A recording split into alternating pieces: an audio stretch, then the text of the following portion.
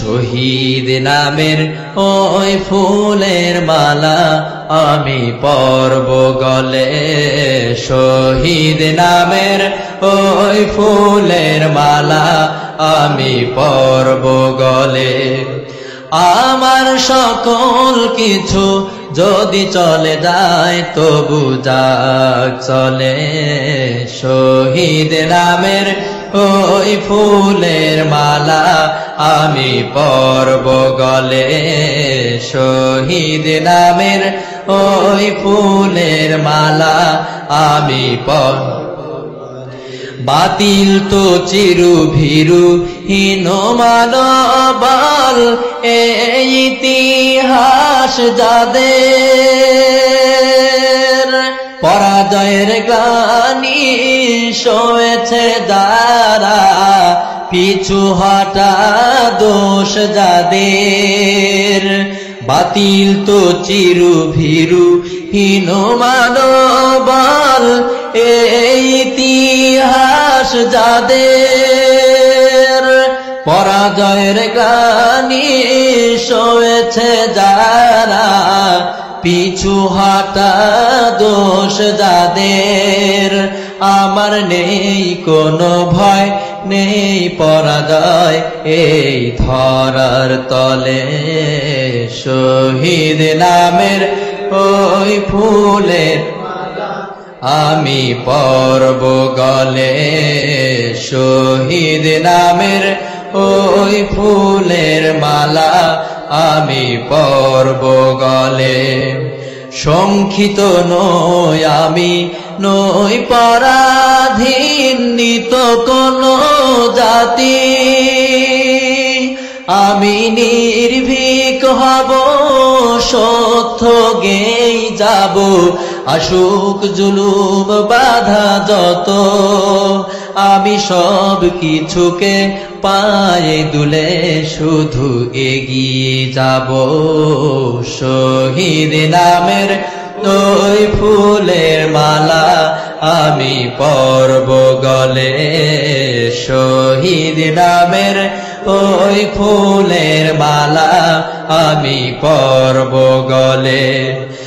আমার সকল কিছু যদি চলে যায় তবু যাক চলে, শহীদ নামের ওই ফুলের মালা আমি পরব গলে।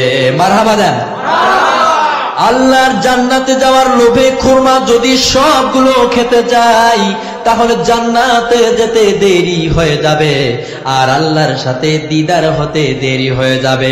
এই মনে করে সাথে সাথে হাতের সবগুলো খুরমাকে তিনি জমিনের উপরে ফালায় দিলেন। হাদিস শরীফে আছে উমাইয়াদ জিহাদ করে কাফিরদেরকে নিহত করে নিজেও শহীদ হয়ে গেলেন। আল্লাহর নবী বললেন আমি তার জানাজা নামাজ পড়ব।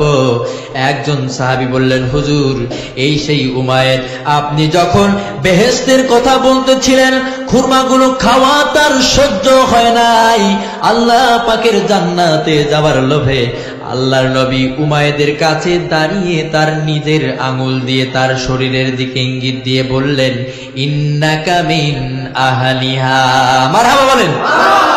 ইন্নাকা মিন আহলিহা, হে যুবক যেই বেহেশতের জন্যই তুমি খুরমা খাওয়ার সময় পাও নাই, আমি নবী সাক্ষ্য দিচ্ছি তুমি অবশ্যই সেই বেহেশতের অধিবাসী হয়ে গেলে। সুবহানাল্লাহ। তরুণেরা যুবকেরা শোনো, আব্দুল উজ্জা মক্কা শরীফে তার বাড়ি, 20 বছরের যুবক, এতিম মানুষ, বাবা মারা গেছে, খুব ছোট অবস্থায় চাচার কাছে বড় হয়েছে। চাচা তাকে ঘর বাড়ি উট ঘোড়া টাকা পয়সা সব দিয়েছে, প্রতিষ্ঠিত করে দিয়েছেন, কিন্তু আব্দুল উজ্জার মনের ভিতরে কোনো শান্তি ছিল না। দিনের দাওয়াত দিচ্ছেন, তার মন চায় তাওহীদেরই সুধা পান করতে, কিন্তু চাচার ভয়ে পারেন না। মনে খুব আশা চাচা যদি ইসলাম কবুল করত তাহলে আমার জন্য ব্যাপারটা সহজ হয়ে যেত। এভাবে চিন্তা করতে করতে হঠাৎ একদিন রসুল হিজরত করলেন। এরপরে আব্দুল উজ্জার ধৈর্যের বাঁধ ভেঙে গেল। সে চাচার কাছে গিয়ে বলল চাচাজি মুহাম্মাদের নাম তো নিশ্চয়ই শুনেছেন। চাচা বলল হ্যাঁ শুনেছি। তিনি বললেন যে ইসলামের দাওয়াত দেন নবীজি, এটি আপনার কাছে কেমন লাগে? চাচা বললেন, তার মানে তুমি কি বলতে চাও? বললেন, আমার কাছে তো খুব ভালো লাগে। চাচা বলতেছে যে দেখো তোমার কাছে কেমন লাগে। বাচ্চা বলল, আমার কাছে খুব ভালো লাগে। বাচ্চা বলছেন, আপনি কি ইসলাম কবুল করবেন চাচাজি? এই অগণিত মূর্তির সামনে আমাদের মাথা নত করে কোনো লাভ নাই, এগুলো আমাদের কোনো উপকার বা সাহায্য করতেই পারে না। মুহাম্মদ আমাদের বলেছেন এক আল্লাহ পাককে বিশ্বাস করো।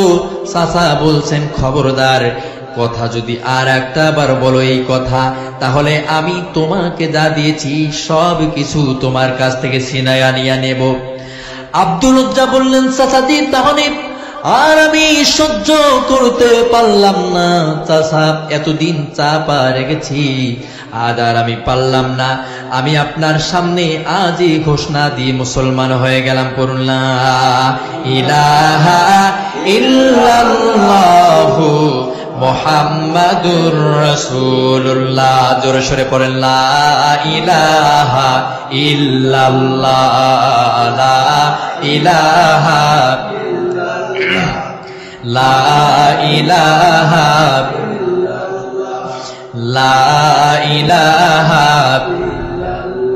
আসমানের মালিক যেই আল্লাহ, জমিনের মালিক সেই আল্লাহ। জোরে লা ইলাহা ইল্লাল্লাহ, আল্লাহ। জোরে লা ইলাহা, জোরে লা ইলাহা ইল্লাল্লাহ, লা ইলাহা। হায়াতের মালিক যেই আল্লাহ, রেজেকের মালিক সেই আল্লাহ। বলো লা ইলাহা ইল্লাল্লাহ, জোরে লা ইলাহা ইল্লাল্লাহ, লা ইলাহা ইল্লাল্লাহু মুহাম্মাদুর রাসূলুল্লাহ। চাচা বললেন, এর পরিণতি কি তুমি জানো? এই কালেমা পড়ার পরিণতি কি তুমি কি জানো? আব্দুল উজ্জা বললেন, কি পরিণতি? চাচা বলুন, আমি কি করেছি? আপনারে কালেমার দাওয়াত দিয়েছি, এর জন্য কি শাস্তি আমার হবে? চাচা বলল, আমি যা যা দিয়েছি এই কালেমা পড়ার কারণে সব কিছু আমারে তোমাকে ফেরত দিয়ে দিতে হবে। তিনি বললেন, আমি রাজি হয়ে গেলাম। আপনি সোনা দানা বাড়ি ঘর উট ঘোড়া টাকা পয়সা যা দিয়েছেন, এর চেয়েও চাচাজি এই দুনিয়ার মালিকও যদি আপনি আমারে বানায়া দিতেন, তাহলে আমি এই কালেমা পড়া থেকে আমারে বিরত রাখতে পারতেন না। সুবহানাল্লাহ। চাচা বললেন, আমাকে আমার সবকিছু ফিরত দিয়ে দাও। আব্দুল উজ্জা বলল, জমি জায়গা টাকা পয়সা সোনা দানা সবকিছু ফিরিয়ে দিলাম, এই যে নিয়ে নেন। আর কি চান? বলল, তোমার পরনে যে জামা কাপড় যেগুলো তোমার পরনে রয়েছে এগুলো তো আমার টাকার কেনা, আমার কোনো আপত্তি নেই। এই কথা বলে বাচ্চার সমস্ত কাপড়গুলোকে তেনার চাচার হাতে খুলে দিয়ে দিলেন। 20 বছরের যুবক এই অবস্থায় চলে গেলেন মায়ের কাছে। মা আব্দুল উজ্জাকে দেখে দু চোখ চেপে ধরলেন আর বললেন, বাবা তোমার এই অবস্থা কেন? ছেলে বলছে, মা ঈমান আনার কারণে সব কিছু দিতে হয়েছে, এখন আমার এই অবস্থা, আমার এখন আর কিছুই নাই, এই জন্য আমার এই অবস্থা হয়েছে মা। মা বলছে, বাবারে আমার কাছে তুমি কি চাও? ছেলে বলে উঠল, মা আমি মদিনায় আল্লাহর নবী মুহাম্মাদুর রাসূলের কাছে যেতে চাই, আমাকে একটু বস্ত্র দিয়ে দাও। মা ছেলের হাতে ছেঁড়া একটি কম্বল দিলেন।